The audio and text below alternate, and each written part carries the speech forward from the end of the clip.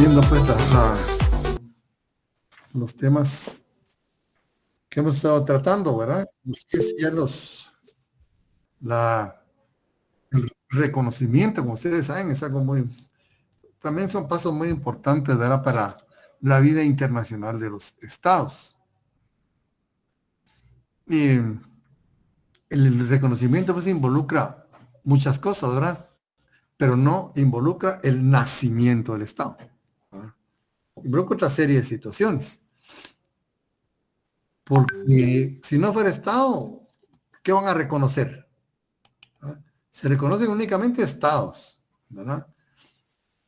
Entonces, obviamente, si no hay estado, no hay a quien reconocer. Entonces, el acto que implica el reconocimiento es admitir a la vida internacional, ¿verdad? A un ente jurídico político, ¿verdad? Que es el Estado. Esta admisión implica derechos y deberes recíprocos. Derechos y deberes recíprocos. ¿Qué es lo que se está dando a nivel internacional ahora? Ustedes ven cómo están moviendo los estados, ¿verdad? A raíz del conflicto Rusia-Ucrania. Y no solo a nivel militar, a nivel político y a nivel económico. Usted ve la lucha es muy amplia. Y esto nos está, si no termina de ser una catástrofe, ¿verdad? Inmensa, nos va a proporcionar un nuevo orden internacional. Hay quienes creen y se mira muy bien eso, que la lucha de Rusia es contra el unipolarismo norteamericano. Y ahora, si ustedes se han dado cuenta, el dominio que está en Estados Unidos sobre los países de Europa, ¿verdad? Casi ordena. Eso no se miraba si no hubiera sido ese conflicto. Países tan inmensos, ¿verdad? Como Alemania, Francia, Reino Unido, son países poderosísimos. Sin embargo, Estados Unidos todavía tiene hegemonía sobre ellos. Pero no sé si se han dado cuenta, el pueblo francés no está muy conforme. Aquí, lo que dicen, ¿verdad? ¿Se acuerdan ustedes? En las fuentes del derecho internacional están la opinión pública, ¿verdad? La opinión pública puede contar muchísimo acá. Y el, los pueblos, los países involucrados tienen que meterse más en el conflicto, porque ellos son los únicos que están dañados y como dicen muchos expertos, la guerra la está librando Estados Unidos sin ir. Y ha sido el principal ganador, porque parece que ha vendido bastante material bélico. Si ustedes vieron las cuentas que hay de lo que se ha gastado en ese conflicto, y algo más, que Rusia no está disponiendo en Ucrania ni del 10% de su potencial militar, ni el 10%, o lo sumo el 10% estará destinando. Ahorita incluso van a hacer ejercicios militares por esa zona con China y con Sudáfrica. Como ustedes saben, Sudáfrica es una de las economías emergentes. Es decir, que va camino a ser un país desarrollado. Yo no conozco, ¿verdad? Pero me estaba contando una colega que fue allá con su esposo. Uno no cree que estuviera en África, estuviera como en Europa. ¿No? Y Sudáfrica, pues ya, para ponerse a la par de esos países, es que tiene un potencial respetable, ¿verdad? Y entonces ahorita van a hacer ejercicios militares. Van a hacer ejercicios militares, ¿verdad? En esa región. Y grandísimo es. Entonces, fíjense que Rusia es librando la guerra y todavía tiene para hacer ejercicios militares, ¿verdad? y aportan, por decirle, parte de su flota del norte, así dice, ¿verdad? Parte de su flota de los Urales y no sé qué más, y así. Perdón, de las, sí, entonces estamos hablando de un país muy grande, pero como ustedes ven, se está moviendo el mapa, ¿verdad? La geografía económica, política, no solo militar. Lo que quiere hacer Arabia Saudita sí es un duro golpe para Estados Unidos, porque Arabia Saudita era la punta de lanza de los Estados Unidos en el Medio Oriente. Y hoy por X o Y razón, pues ha tomado otro camino y se ha aliado con Rusia, ¿no? Y más con China. Le va a vender su petróleo y oigan esto, con moneda china. Es que ustedes saben que toda compra de petróleo en el mundo, de aquí para atrás, ¿verdad? Hacia atrás, toda compra de petróleo en el mundo tenía que hacerse con dólares. ¿Qué significa eso? Que cada transacción, cada litro de petróleo que se vendía en el mundo, iba dinero para los Estados Unidos. Tiene cooptado el negocio del petróleo mundial. A eso se le llamaban los petrodólares, los dólares que se destinaban a la compra de petróleo. Y efectivamente solo así se podía comprar. No sé si ustedes han viajado a países donde se usa euro, que ustedes compran euros. Primero, nosotros aquí en Guatemala no podemos comprar euros directamente. Tenemos que comprar primero, convertir el quetzal a dólares. Y ahí pierde un 10%. Yo cuando hice mis cuentas vi que había perdido como un 10% en esa transacción. Sin derecho a decir nada. Imagínense, y en toda transacción mundial, que hay un 10% para el... Entonces el Estados Unidos ha intervenido así, pues. Y eso le llaman en la compra de petróleo el petrodólar, ¿verdad? El dólar que se destinaba a comprar petróleo, ¿verdad?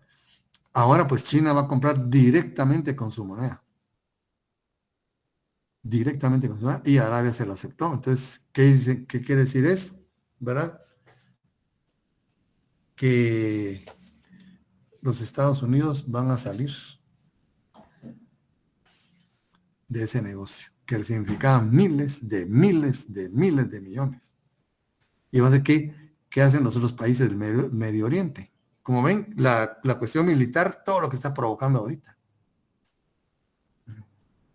Entonces está la contienda militar, pero colateralmente el mundo está acomodándose, ¿verdad?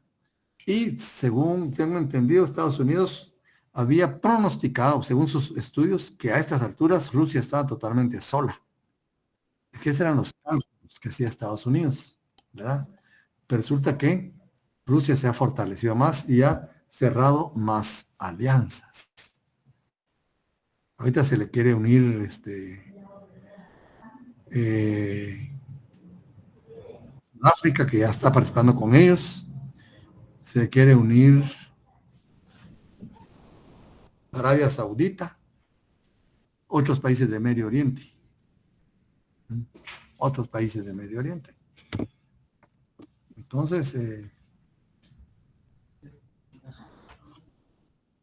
Entonces, como ven, y se está fortaleciendo un grupo de países que se llama el BRIC. Brasil, Rusia, India, China.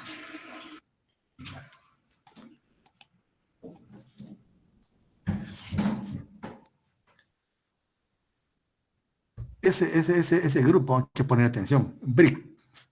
El BRIC. ¿No? Brasil, Rusia, India y China. A ese país, ese grupo está ahorita, está haciendo un polo de atracción mundial. Y hay cola ahí de países pidiendo su admisión. Pero Brasil acaba de hacer algo muy importante. para mí muy importante. Dijeron que ellos militarmente no apoyan a Rusia. Lo que ellos exigen, dice, son únicamente pláticas de paz.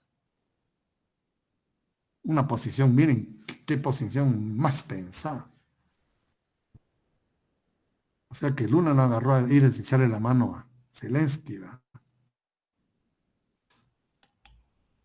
Gente un poco más lista, más estudiada, ¿verdad? Que no dejen ridículo a su pueblo, ¿verdad?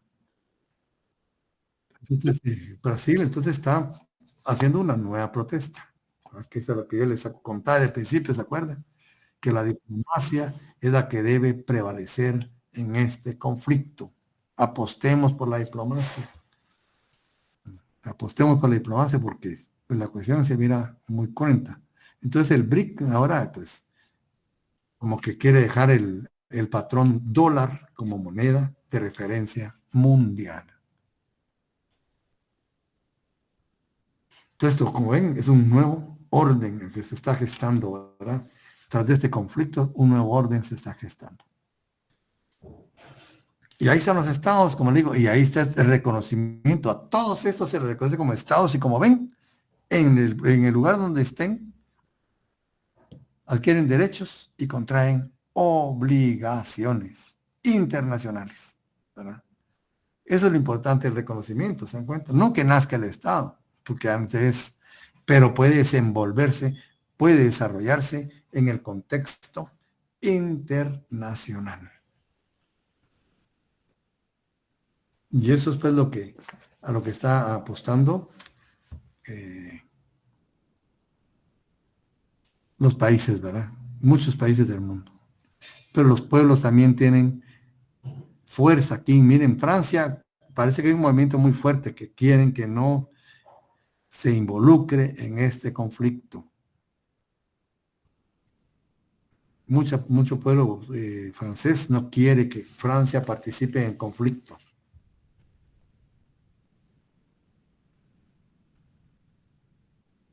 Y ahí está la cosa, ¿verdad? Entonces, como en el derecho internacional, no es solo teoría, ¿se dan cuenta? Es práctica. Pero, y eso es lo importante, lo que hemos estado estudiando, todas estas relaciones que estamos viendo, todas estas relaciones que estamos viendo, se mueven bajo los principios que hemos visto, ¿verdad? Igualdad de los estados, respeto a la dignidad entre ellos, ¿verdad? Que la otra no, pero los demás sí, ¿verdad? Donde hay relación, ¿verdad? Unión para la cooperación, establecimiento de la paz y la estabilidad internacionales, todo ello, miren, ahí van esos principios, ¿verdad? Que hemos ido estudiando nosotros, y sobre esas bases tiene que desarrollarse el derecho internacional, ¿verdad? Así que como ven, no es solo teoría la que hemos estado viendo, ¿verdad? Entonces ya hemos visto pues acá lo que es el reconocimiento, ¿verdad?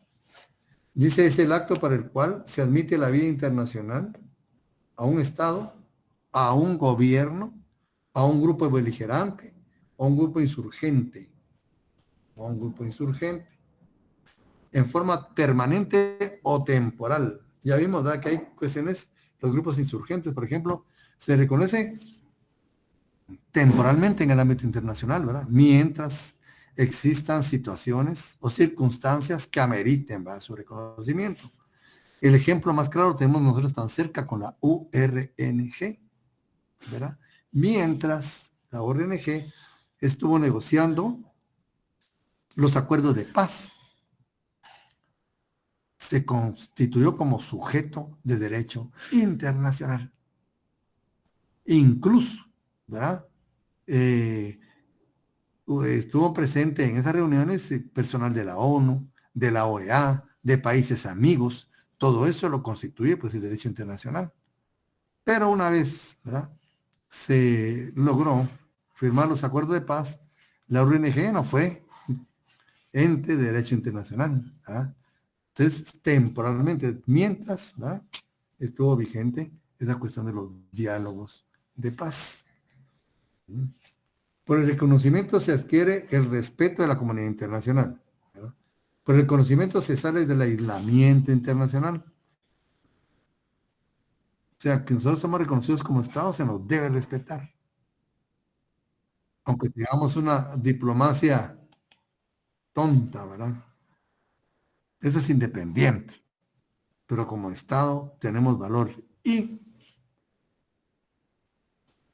mucho más valor cuando se va al principio de las mayorías, ¿verdad? Porque los países pequeños pues somos bastantes y cuando se unen en un foro pues hay fuerza, ¿verdad? Hay fuerza. También por el conocimiento se sale del aislamiento internacional. Hoy por hoy ningún país puede vivir aisladamente, ni uno, ni el más poderoso, ¿verdad? El reconocimiento es importante para la vida del Estado, ¿verdad? Y es una cuestión de intención.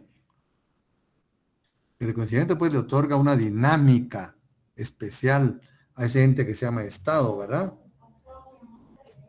El, el reconocimiento también involucra aspectos y razones políticas, ¿verdad? Ya que los estados suelen estar influenciados por razones políticas más que por razones jurídicas, cuando se trata de otorgar o retirar su reconocimiento. Como ven, ahora los estados, pues como entes soberanos, están tomando sus posiciones frente al conflicto. En principio, en principio, en teoría, formalmente, ningún estado puede obligar a otro a decir, mire, alíese con aquel o no, o póngase contra aquel, no se puede, ¿verdad? De hecho, ya estaremos hablando de otra cosa, ¿verdad? Pero según la teoría y los postulados formales, vemos que no hay posibilidad, ¿verdad? Entonces, como vemos, el valor jurídico del reconocimiento es que se trata de un acto declarativo. Es un acto declarativo.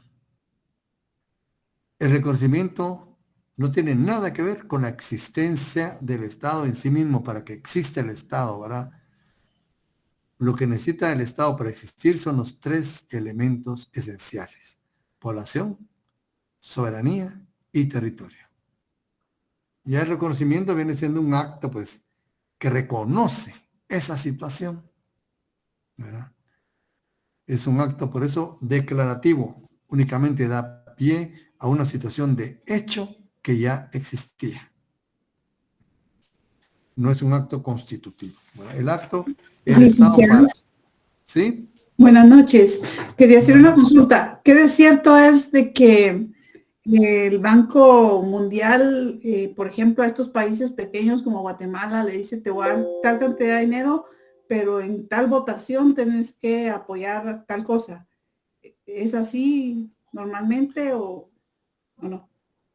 Normalmente no debería ser, pero de hecho hay situaciones que sí orían a los países débiles pues a tomar determinada posición en los foros internacionales, ¿verdad? Acuérdese usted, y el caso más horrible fue contra Guatemala, cuando en Punta del Este, ¿verdad? La dejaron sola y permitieron, ¿verdad? La invasión estadounidense a través del Ejército de Liberación Nacional que se llamaba, para cortar, ¿verdad?, el proceso revolucionario que se llevaba. Ahí los Estados Unidos fueron a ordenar que los países se alinearan a la posición de él. Y lo que pasó con Cuba también, ¿verdad? Hasta ahora la gente ya está alegando un poco y pidiendo que ingrese, porque Cuba está expulsado del sistema interamericano. Cuba no participa en las asambleas de la OEA. ¿Y por qué? Ah, porque lo desean los países, pero ¿a cuenta de quién, verdad? Ahí, como ustedes ven, los estados pues toman posiciones de las hegemonías, ¿verdad? Y pues muchas veces los préstamos son condicionados. Y lo peor, no son evaluados, porque ningún préstamo hasta la fecha en Guatemala ha sido fructífero, ni uno. Para lo único que ha servido es para endeudarlos. ¿Quién evalúa eso? Y sin embargo le siguen prestando dinero a Guatemala como Estado.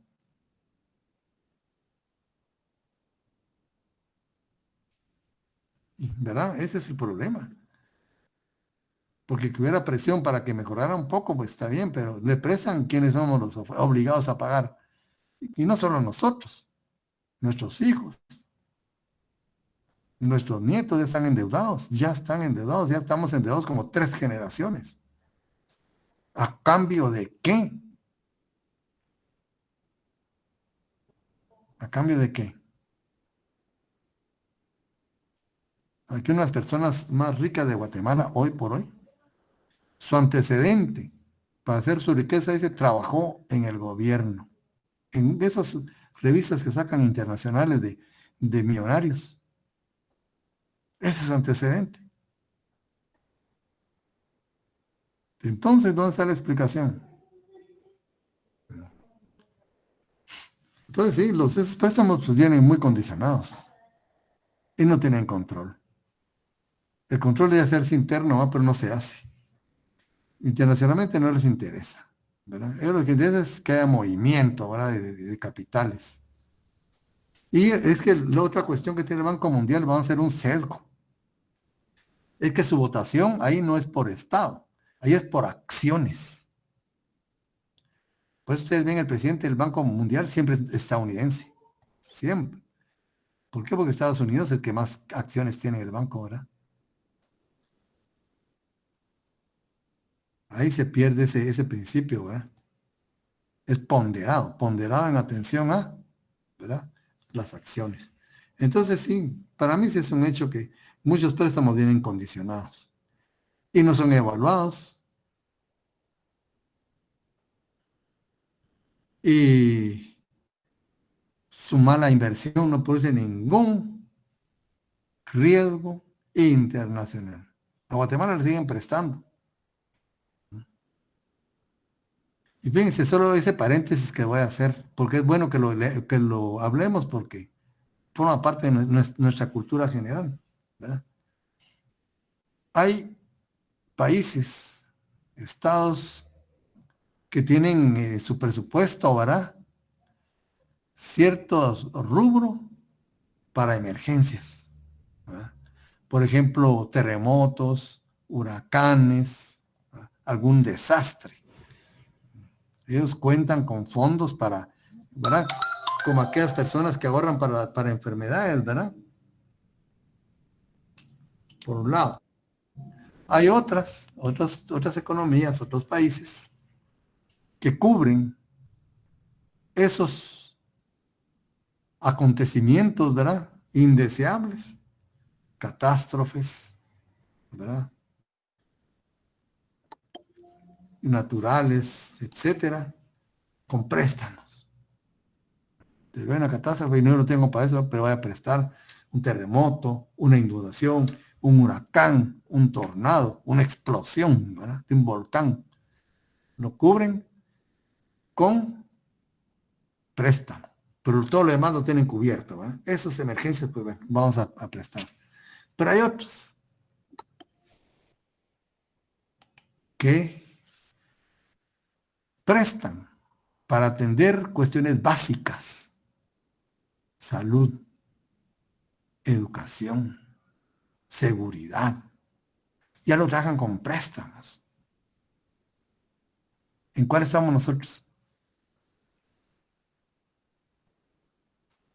El último. ¿Te das cuenta? Entonces, eso nos va a traer una posición en el mundo, ¿verdad? Ya en los países escandinavos que llevan, a mí no me gusta la dirección que lleva la educación, pero esos países ya están en la salud mental preventiva, porque tienen todas esas cochinadas que han tirado al aire, ¿verdad? Han abogado mucho por la cuestión esta de género.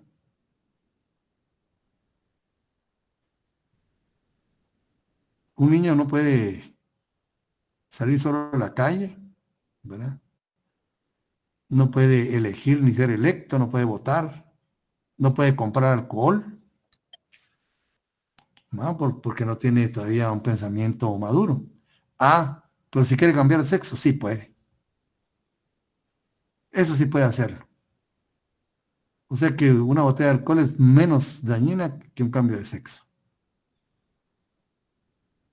de un niño pequeño.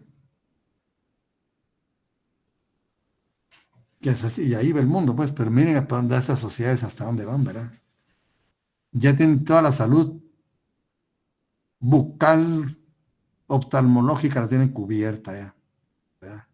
La seguridad social también. Entonces van a la salud mental, pero ahí lo llevan ellos, ¿vale? Ahí van. En España, imagínense ustedes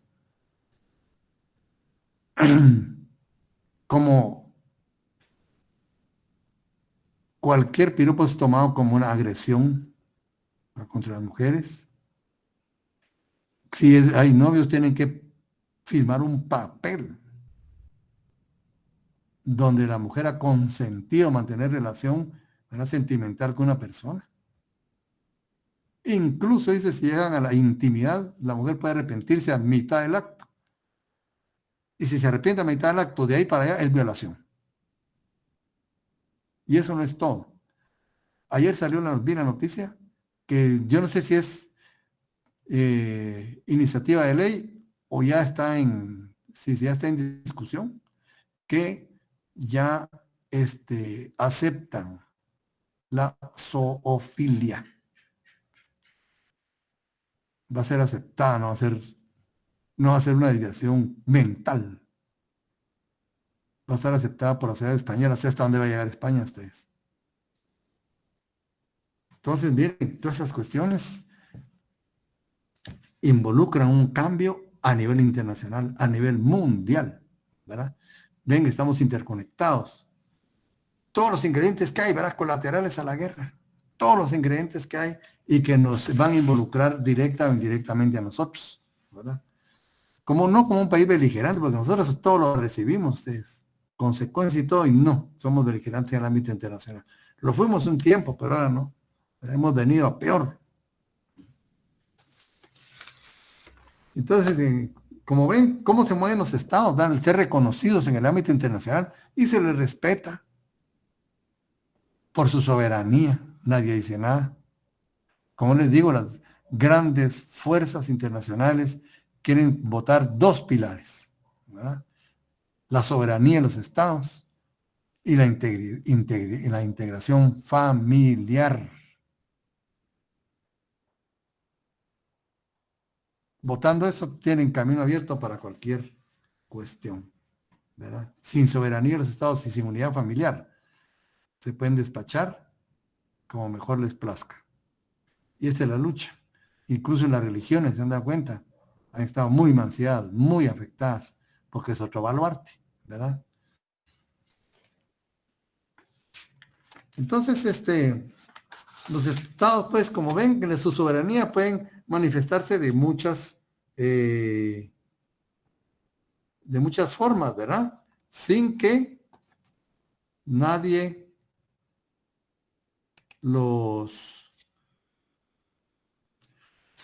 pueda intervenir en ello, ¿verdad? Porque es la libre determinación de los pueblos, ¿verdad? Y como vimos, pues, en el artículo 13 de la Carta de la OEA, esta es una carta muy técnica, ustedes. Nos dice, ¿verdad?, la existencia. Vamos a dar un poquito más.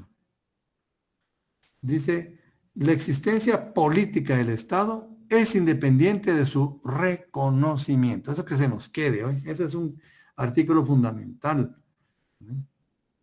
La existencia política del Estado es independiente de su reconocimiento por los demás estados. Disculpe, licenciado, ¿qué artículo dijo? 13 Gracias. de la Carta de la Organización de los Estados Americanos.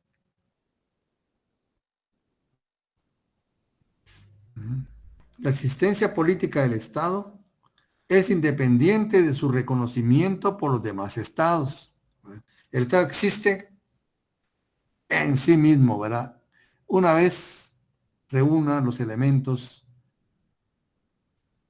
indispensables, ¿verdad?, para su existencia. Aún antes de ser reconocido, el Estado tiene el derecho de defender su integridad e independencia, promover su conservación y prosperidad,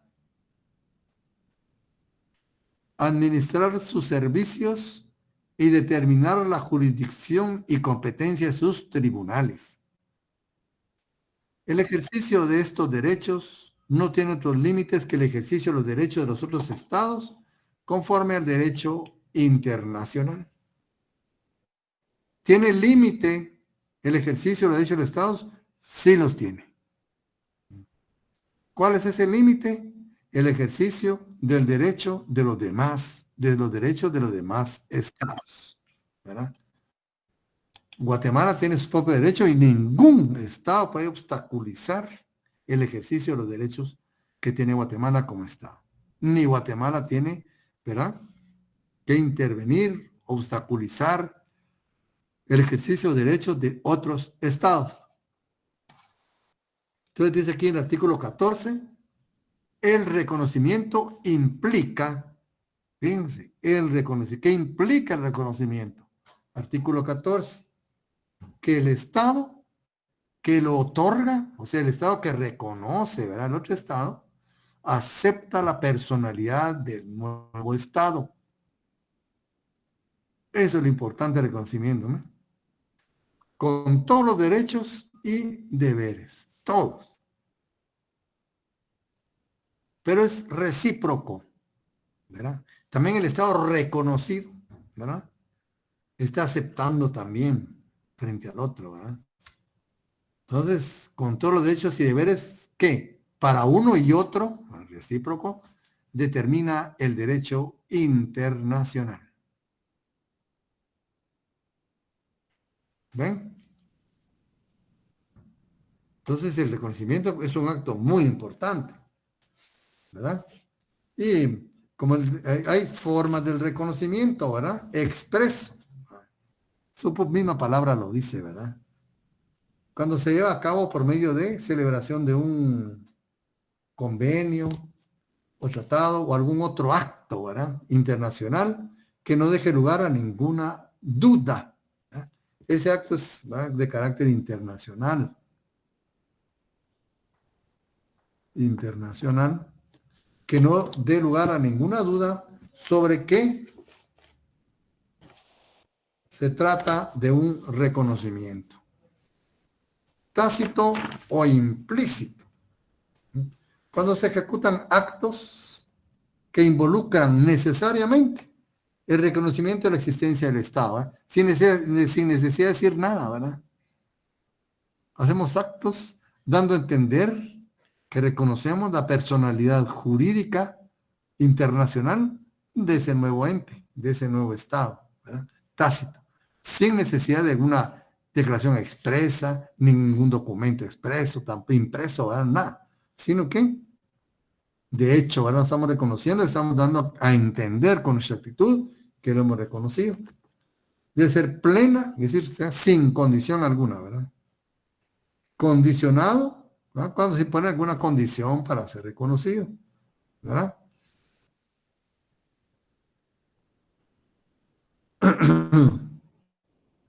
¿Verdad? ¿Verdad? Se ponen algunas condiciones, ¿verdad? Si es esto, lo reconocemos como Estado. Puede ser colectivo también, ¿verdad?, como fue el reconocimiento del Estado de Israel, ¿verdad? Todo el mundo lo reconoció en un foro internacional. Entonces, cuando dos o más estados, ¿verdad?, le otorgan su reconocimiento, pues viene consultado, concertado, simultáneo y propiamente dicho dentro del colectivo. Propiamente dicho dice, cuando se da el reconocimiento colectivo por medio de un acto en un foro internacional, ¿verdad? En un foro internacional, la OEA, la ONU, ¿verdad?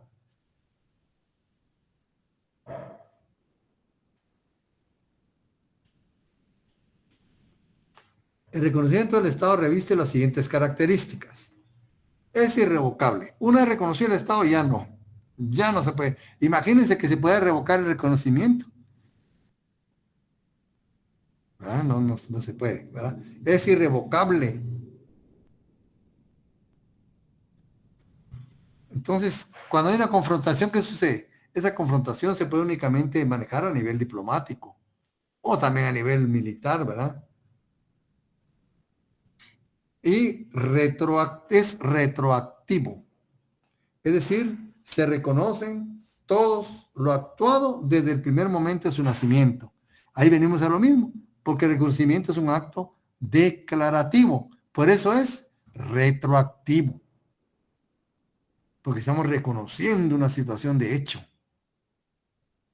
¿verdad? Entonces, pues ese conocimiento debe darse oportunamente, no hay un momento, pues, que aquí se reconoce un Estado, no. En su oportunidad, cada Estado, cada jefe de Estado o cada foro internacional va determinando el momento adecuado de reconocer a un Estado. Pero también pueden reconocerse gobiernos, ¿verdad? Más que todo en los gobiernos de facto.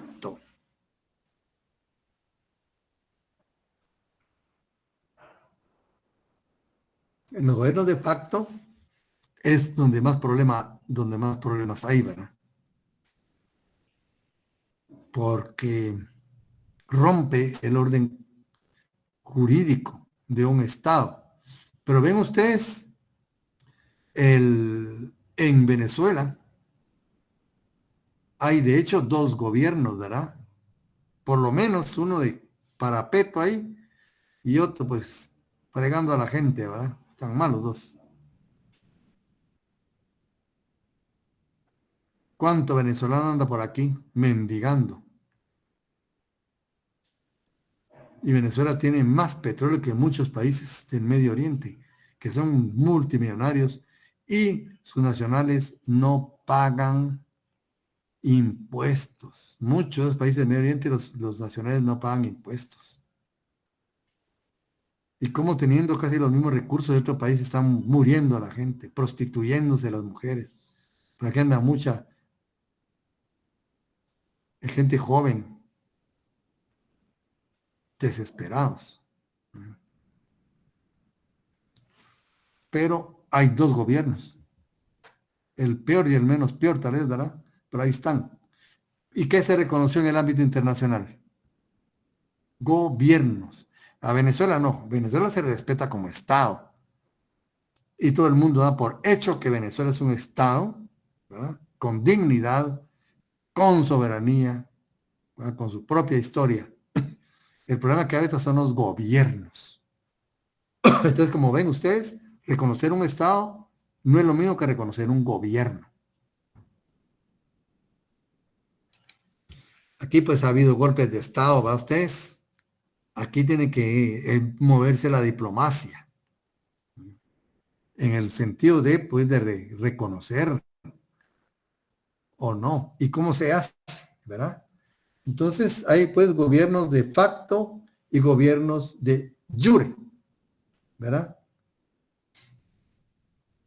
En el gobierno de jure, pues este gobierno se instituye, se forma conforme al ordenamiento jurídico vigente, ¿verdad? En el país. Y los gobiernos de facto o de hecho, ¿verdad? Aquellos que asumen el poder por medios no jurídicos, no constitucionales en este caso, ¿verdad? Muchas veces, pues, asaltando el poder, muchas veces a través de las armas.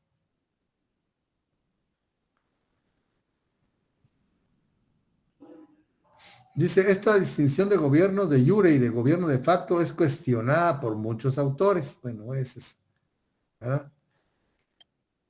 Otros ven la cuestión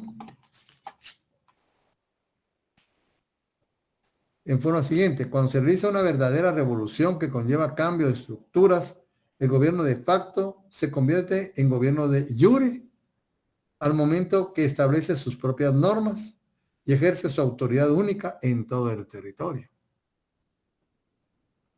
Esa afirmación y la doctrina antes expuesta es aventurada. Pues, como ven, esto es lo que queremos enfatizar aquí, es que estos movimientos provocan no solo un movimiento político, económico en los países, sino también un movimiento intelectual. Hay que analizar estas situaciones y de este análisis pueden salir principios, reglas, ¿verdad? Que nos sirven. Entonces hay doctrinas sobre el reconocimiento. Dice la doctrina Tovar desde 1907. Imagínense, son doctrinas ya antiguas, ¿verdad? Ministro de Relaciones Exteriores de Ecuador. Dice doctrina de la legitimidad constitucional. Con el fin de evitar los constantes golpes de Estado en América Latina. América Latina es la región que más golpes de Estado ha tenido en el mundo. Y en el mundo, ¿verdad? Entonces, aboga esta doctrina Tovar por el no reconocimiento de gobiernos de facto. Eso no los va a reconocer. Dice, en Centroamérica se completó esta doctrina así: no reconocimiento de los gobiernos de facto hasta que la representación del pueblo libremente electa no haya organizado el país en forma constitucional. Esos eran los tratados de paz y amistad centroamericana firmados en 1907. Esto retrasó el reconocimiento de algunos gobiernos centroamericanos. Esta doctrina estuvo vigente hasta 1930.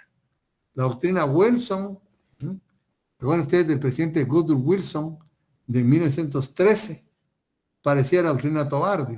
No tuvo mucha aceptación debido a los tratados centroamericanos firmados en Washington, ¿verdad? La doctrina Stimson no reconoce situaciones creadas por medios violentos, ¿verdad? O sea, la violencia no se acepta como medios para llegar al gobierno. Y como les expliqué la vez pasada, la doctrina Estrada es la más aceptada hoy en día. Muy buena, de un canciller mexicano, ¿verdad? Aquí, como dicen, es simplemente no hay que emitir ninguna opinión. Simplemente, ¿verdad? Manifestar la soberanía. ¿A través de qué? Del cuerpo diplomático. Acreditado, ¿verdad? Hacia el exterior y el que se acredita frente al Estado, ¿verdad?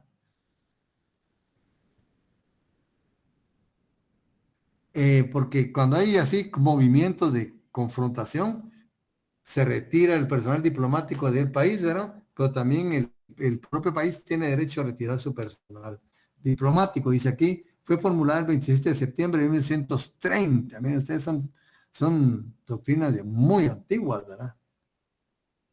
1930, ¿ves?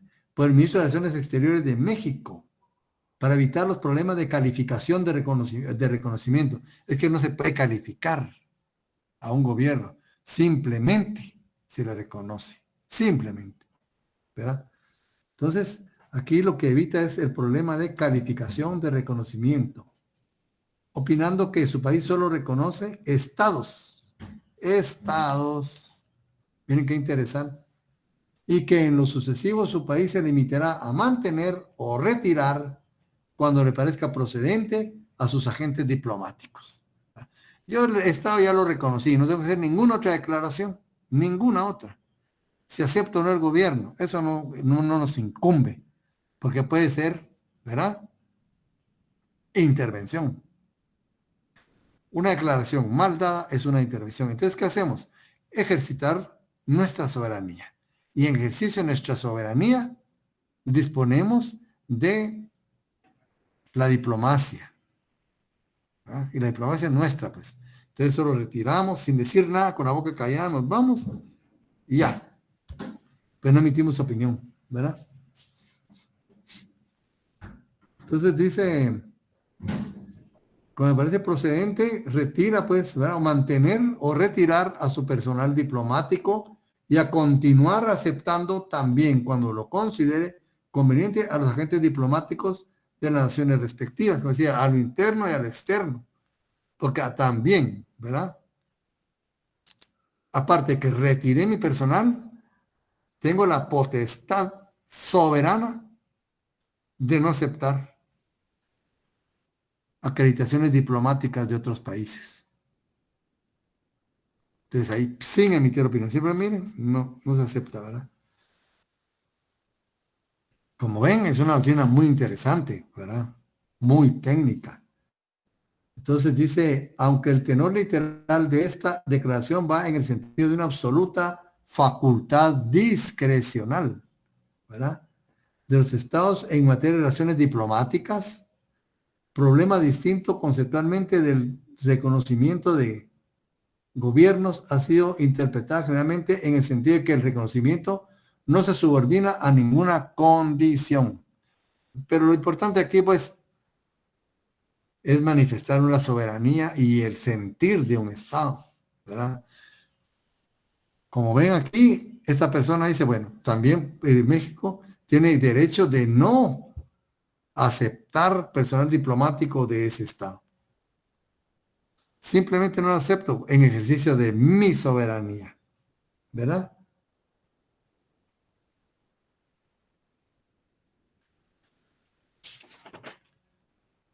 Entonces dice aquí vienen los golpes de Estado, ¿verdad?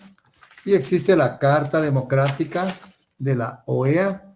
Ese es pequeño de tamaño ustedes, pero sí tiene manifestaciones muy importantes, ¿verdad? Entonces aquí, posteriormente, habla sobre requisitos aceptados para el reconocimiento de gobiernos de facto. Hay que tener un ciertos parámetros, ¿verdad? No es nada más, ¿verdad? Dice, la historia nos enseña que es un hecho que los gobiernos de facto se hacen finalmente aceptar.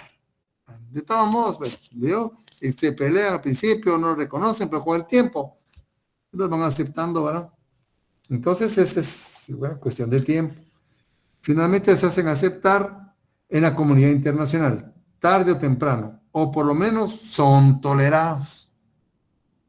Ante esa situación, aun y cuando los estados son generalmente prudentes, antes de otorgar su reconocimiento tácito o expreso, ya vimos, ¿verdad? Puede ser tácito o expreso, han logrado un cierto consenso doctrinario como condiciones mínimas para su reconocimiento, ¿verdad? Un gobierno de facto debe mostrar A, que tiene efectividad de mando, es decir, existencia real,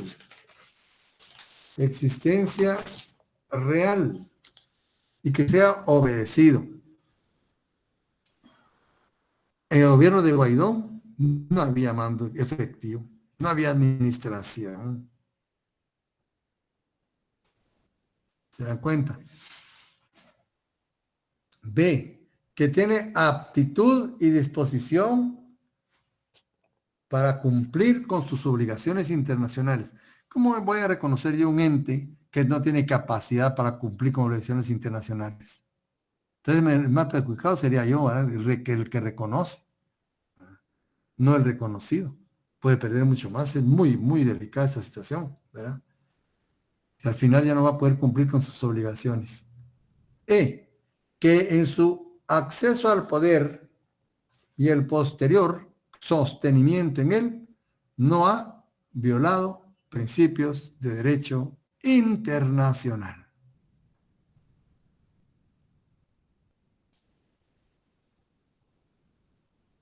Ven, la cuestión aquí pues es complicada, ¿verdad? No es nada más de ir por otro lado, o sea, tiene sus situaciones especiales, ¿verdad? También las organizaciones internacionales pueden ser reconocidas, ¿verdad? Entonces hay reconocimiento de grupos beligerantes, reconocimiento de grupos insurgentes, no es lo mismo. Yo sí les sugiero que ustedes en sus diccionarios busquen, ¿no?, esta diferencia, grupos insurgentes y grupos beligerantes. Estos más que todo hablan de las etapas de la lucha, ¿verdad?, revolucionaria hacia el poder. Y pues tiene sus diferencias, ¿verdad? Entonces, un grupo beligerante se considera aquel que se ha formado dentro de un Estado combatiendo contra el gobierno legítimo y que ha logrado alguna forma de administración en el terreno que supuestamente domina, ¿verdad? Hay administración. Incluso en El Salvador hasta autorizaron escuelas. Autorizaron escuelas en educación y otras cuestiones ahí, ¿verdad?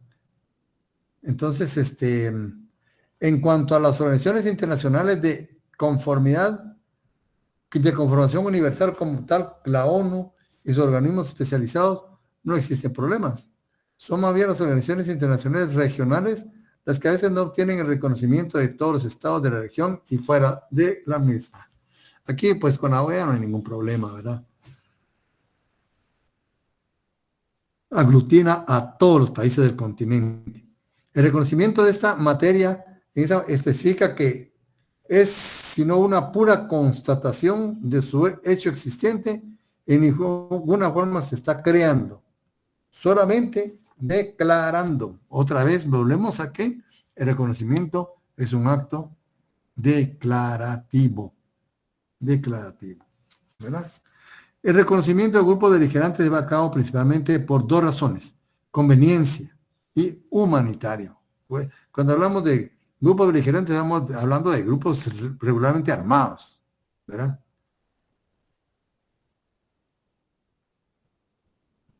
Y aquí pueden ser los requisitos para reconocer a un grupo beligerante, ¿verdad? Existencia de un conflicto armado de carácter general, el grupo beligerante ejerza control efectivo, el grupo beligerante actúe permanentemente bajo autoridad responsable de jerarquía, que ofrezca posibilidad de poder cumplir con los compromisos, ¿verdad? Y ahí tenemos, pues, el Frente Sandinista, el Frente Farabundo Martí, que ahora que han llegado al poder, igual de corruptos ustedes, de los dos, desde los dos estos. Ni el FMLN ni el sandinismo han aportado nada a la historia. Ahora pues en Nicaragua la Iglesia Católica ha estado muy perseguida porque han adoptado un papel de denuncia. Incluso un obispo está preso. No quiso ir. Le dijeron, tuvo oportunidad de irse, pero no. Los demás sí se fueron, pero les retiraron la nacionalidad. Eso es un atropello, ¿verdad? Grupos insurgentes. El grupo insurgente tiene un grado menos de avance que el grupo beligerante. El grupo insurgente regularmente se sitúa en la guerra de guerrillas, ¿verdad? No hay un territorio dominado, no hay administración en ningún territorio, etcétera. Pero también en un momento determinado pueden convertirse en sujetos de derecho internacional, ¿verdad? Pueden convertirse, no hay una organización jerárquica conocida. Acá en los beligerantes sí hay, ¿verdad? Hay una organización jerárquica. En el insurgente no, ¿va conmigo? La guerra de guerrillas, en los ataques esporádicos, pero también puede convertirse, y eso fue lo que siempre alegaron a los acuerdos de paz, que la guerrilla guatemalteca únicamente tenía la categoría de grupo insurgente. Y aún así se sentaron a la mesa a dialogar. Entonces muchos dicen que no tenía una fuerza militar como para sentar al gobierno. Cosas de historia, ¿verdad? Entonces, como ven, también por los grupos insurgentes son bastante, no, pueden ser sujetos de derecho internacional y pueden en un momento determinado, ¿verdad? En un momento determinado pueden pues desestabilizar todo un estado, ¿verdad?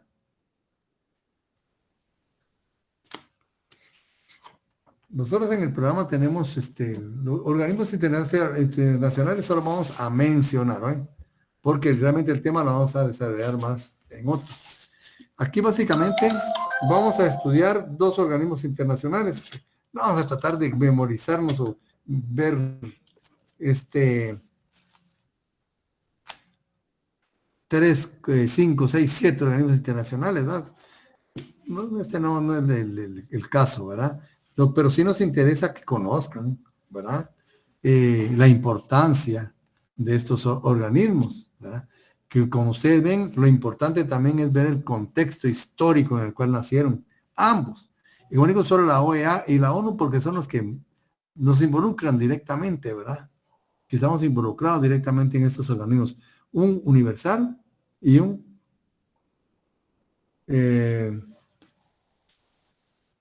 regional, ¿verdad? Un universal y un regional. La OEA es regional, países de América. La ONU, universal, todo el mundo.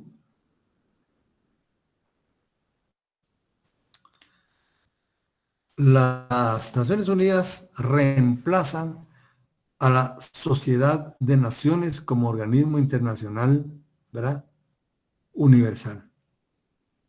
La Sociedad de Naciones estuvo imposibilitada de evitar el estallido de la Segunda Guerra Mundial.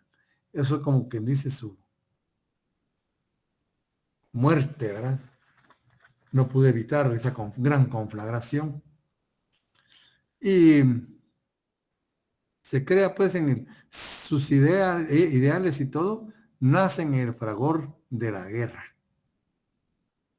Después de los firma de la rendición y acuerdos de paz que se dieron, se perfecciona el derecho internacional a través del perfeccionamiento de la Organización Universal. Y como ustedes ven en su preámbulo, dice, ¿verdad?, que están decididos a proteger las generaciones que vienen. ¿Por qué?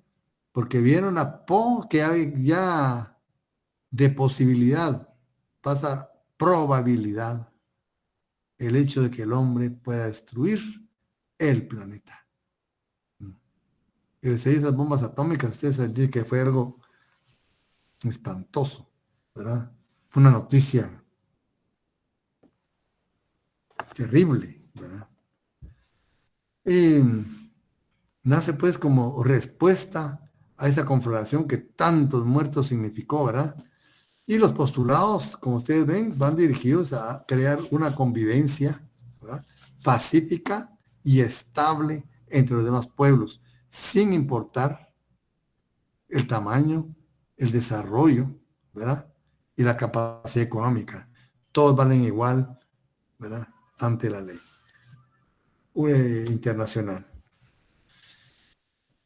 Pero dentro de ellos también sí están presentes los países más poderosos, ¿verdad?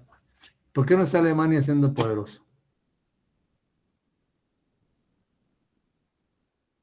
¿Por qué no está Japón siendo poderoso?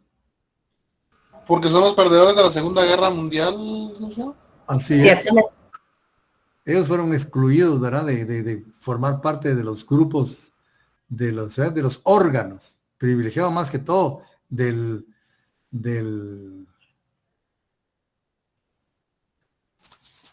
¿cómo se llama este? Se me olvidó el nombre, vamos a ver.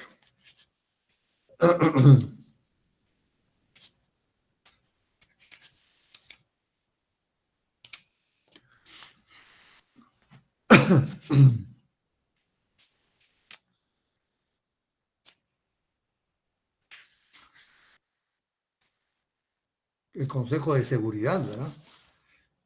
Que el Consejo de Seguridad lo que tiene que ver sobre aspectos de paz y estabilidad internacionales. Y Japón y Alemania la habían desestabilizado. Y eso es lo que se está exigiendo hoy por hoy, en la reforma que se exige a las Naciones Unidas es el Consejo de Seguridad. Pero no quieren reformar el derecho de veto, que para mí es muy dañino. Lo que quieren es que se amplíe el número de miembros permanentes. Permanentes. Está Rusia, Estados Unidos, Reino Unido, China y Francia. Son los 5 poderosos, ¿verdad? Son los que tienen un privilegio ahí. Para mí, en lo muy personal, para mí se rompe el principio de igualdad de los estados. Aquí no es, yo no, las explicaciones no me convencen. Hay privilegios y pueden hasta vetar una resolución de la Asamblea General, ¿verdad? Entonces, pero aquí se blandió, este fue un problema de mucha negociación, ¿verdad? Para que pudieran llegar a esto, ¿verdad? Pero en sí la carta, en sus inicios, aparte de su articulado propio, consta de finalidades. Consta de designios, ¿sí? Finalidades, designios, propósitos, principios. Miren todo lo que cuenta la carta para iniciar, ¿verdad? Entonces, ustedes me los van a ubicar, por favor. ¿Dónde ubicamos? ¿Verdad? Las finalidades. ¿Dónde ubicamos los designios? ¿Dónde ubicamos los propósitos? ¿Y dónde ubicamos los principios? Eso quiero que este ejercicio quiero que me hagan ahora con la Carta de las Naciones Unidas, ¿no? Entonces, nos quedamos acá, compañeros, y vamos a continuar, primero Dios, el día viernes, ¿verdad? Muy bien, feliz noche. Así que con su permiso, jóvenes. Pues, Feliz noche, sí, licenciado. ¿no? Feliz noche. Licenciado, disculpe, tengo una pregunta. Sí.